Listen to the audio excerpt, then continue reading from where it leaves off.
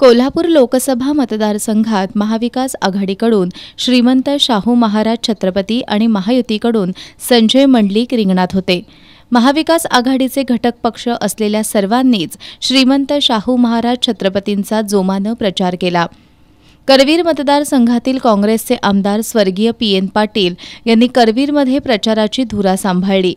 आज निकालानंतर प्रतिक्रिया देताना श्रीमंत शाहू महाराज छत्रपतींनी स्वर्गीय आमदार पी.एन. पाटील यांच्या आठवणींना उजाळा देत गड आला पण सिंह गेला अशा शब्दात आपली भावना व्यक्त केली। तसंच विजयाचं श्रेय कोल्हापूर जनतेला दिलं। जनतेचा विजय झाला। शिवाजी महाराजांचे शाहू महाराजांचे विचाराचा उद्धार झालाय आणि एकंदरीतच लोकांना जे पाहिजे होतं तेच झालं। बरोबर। तर हे विजयाचं श्रेय कुणाला देऊ शकतो?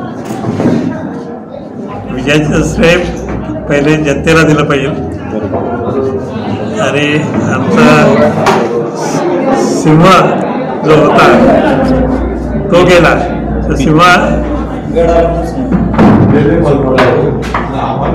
गेला पण गड आला, किंवा उलट म्हणा गड आला पण सिंह गेला, गड आला पण सिंह गेला, असं एक म्हणजे श्रेय तर त्यांना दिलंच पाहिजे। करवीरमध्ये चांगलं काम केलं।